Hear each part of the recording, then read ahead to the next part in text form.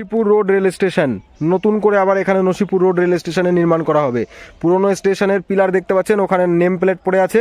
ছিল স্টেশন, এক যুগ আগে এই স্টেশন পুরোপুরি বন্ধ হয়ে গেছে। মানুষজনের সুবিধার জন্য আজ কিছুদিন আগে ভিজিট করেছেন এখানে মুর্শিদাবাদের বিধায়ক গৌরীশঙ্কর ঘোষ মহাশয় এবং শিয়ালদহ ডিভিশনের ডিআরএম। তারা এখানে ভিজিট করে গেছেন। নসিপুর রোড রেল স্টেশন চালু হবে, প্রস্তুতি আবারও শুরু হবে, কারণ নসিপুর রেল ব্রিজ সেটা উদ্বোধন হয়ে গেল। এবার কিন্তু নসিপুর রোড স্টেশনটা চালু করার জন্য একদম সমস্ত প্ল্যাটফর্ম থেকে আওয়াজ তোলা শুরু হচ্ছে। নসিপুর এলাকার বাসীর প্রচুর সুবিধা হবে, কারণ তারা কতটা দূরে পৌঁছতে হয় তাদেরকে। এখান থেকে জিয়াগঞ্জ দূরে, এখান থেকে মুর্শিদাবাদও দূরে স্টেশন। তাই এই নসিপুর রোড স্টেশনটা চালু হলে তাদের সুবিধা হবে।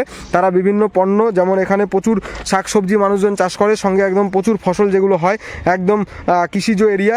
তো এখান থেকে সমস্ত পণ্য শিয়ালদহের উদ্দেশ্যে রওনা দিতে পারবে। সামনে আসছে লালগোলা শিয়ালদহ প্যাসেঞ্জার ট্রেন।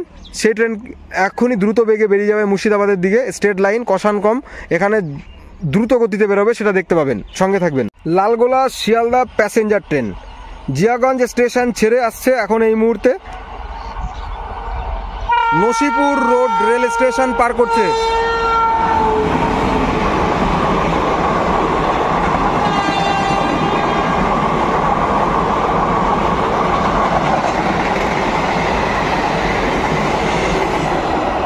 আগামী দিনে কিন্তু সম্ভাবনা রয়েছে এই স্টেশনে দাঁড়ানোর, যেহেতু এখানে আবার নতুন করে স্টেশন করার চিন্তা ভাবনা করছে, যেই কারণে কিন্তু একদম ভিজিট করছেন শিয়ালদহ ডিভিশনের ডিআরএম সঙ্গে গৌরীশঙ্কর ঘোষ মহাশয় বিধায়ক।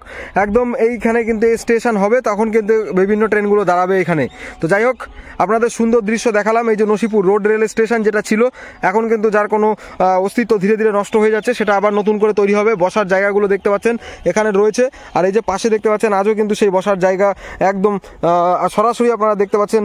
সেই সাইড দিয়ে যে বিভিন্ন ধ্বংসাবশেষ, আর ওই যে বিল্ডিং লাল কালারের ঘরটা ছিল, সেটা কিন্তু তালবাগানের মধ্যে, সেই ঘরটা আজ কিন্তু নেই। সেই ঘর ভেঙে ফেলা হয়েছে, সমস্ত কিছু ভেঙে গুড়িয়ে নিয়ে চলে গেছে, কারণ এখানে ট্রেন চলাচল যেহেতু বন্ধ হয়ে গেছিল, এখানে কোনো ট্রেন থামতো না। আর তারপরে পুরো ঘরটাকে তুলে নিয়ে চলে যাওয়া হয়েছে।